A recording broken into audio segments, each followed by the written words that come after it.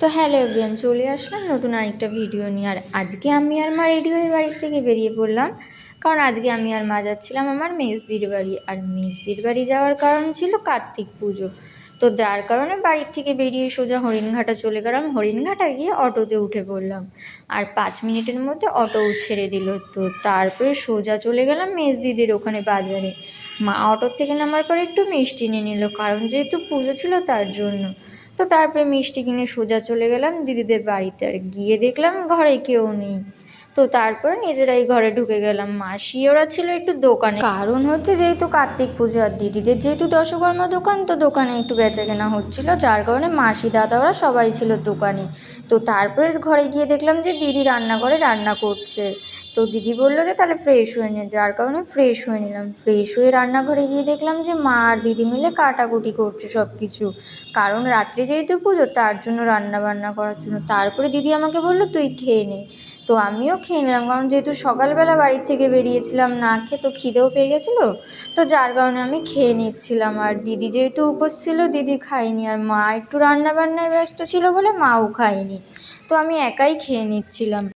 তারপরে খেয়ে উঠে চলে গেলাম একটু ঘরে, কারণ ভালো লাগছিল না, রোদের মধ্যে এসেছিলাম। তো একটুখানি শুয়েছিলাম, তার মধ্যেই দিদি বললো যে স্নান করে আয়। তো স্নান করে ঘরে আর চলে আসলাম। আর তারপরে দিদি বললো যে আমার একটুখানি হাতে হাতে করে দে, ভোগের সব কিছু রান্নাবান্না তুই করে দে, বাকি ঠাকুরের কাজগুলো আমি করছিলাম। আর দিদির যেহেতু শরীরটা খুবই খারাপ ছিল, আমি বললাম যে ঠিক আছে। তারপরে আমি সোজা রান্নাঘরে গিয়ে ভোগ যা যা ঠাকুরকে দেবে সবগুলোই আমিই বানাচ্ছিলাম। তো প্রথমে আমি খিচুড়ি আর পায়েসটা করে নিয়েছিলাম, তারপরে ভাজাগুলোও বসিয়ে দিয়েছি। আর এদিকে তো অনেক রকমেরই ভাজা করতে হচ্ছিলো। তো ভোগের সব রান্নাই আমার কমপ্লিট হয়ে গেছিলো, শুধু লুচিটা করলেই হয়ে যেত। তো দিদি এসে বলছিল কিছু হেল্প করব।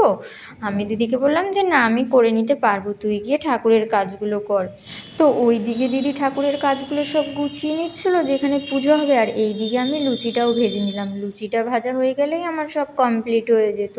তো এদিকে আমার সব কমপ্লিট হয়ে গেছে, আর এগুলো সব কমপ্লিট হতে আমার পুরো সন্ধে হয়ে গেছে। তারপরে দিদি আমাকে জোর করে খেতে বসিয়ে দিল।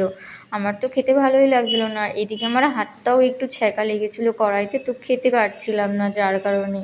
আর মা ওইদিকে বাইরে খিচুড়ি তরকারি রান্না করছিলো। তারপরে একটুখানি খেয়ে দিদি এগুলো দেখলাম এসে সব গুছিয়ে নিয়েছে। আর ব্রাহ্মণ আসছিল না, ব্রাহ্মণ আসার কথা ছিল বিকেলবেলা, কিন্তু সন্ধ্যা হয়ে গেছে তারপরেও ব্রাহ্মণ আসেনি।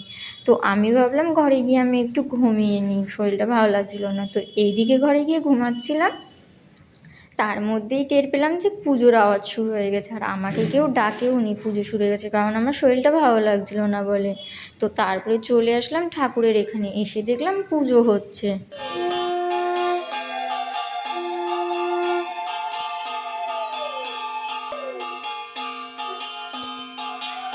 তো তারপরে ব্রাহ্মণ পুজো করে চলে গেল, আর দিদি এদিকে সবাইকে প্রসাদ দিচ্ছিল।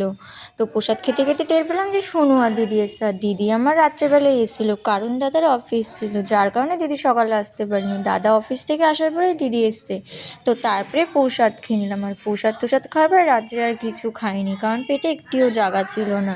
তো যাই হোক, আজকের এই ভিডিওটা এখানেই শেষ করলাম। ভিডিওটা যদি তোমাদের ভালো লাগে লাইক কমেন্ট শেয়ার করে দিও। দেখা হবে পরের ভিডিওতে।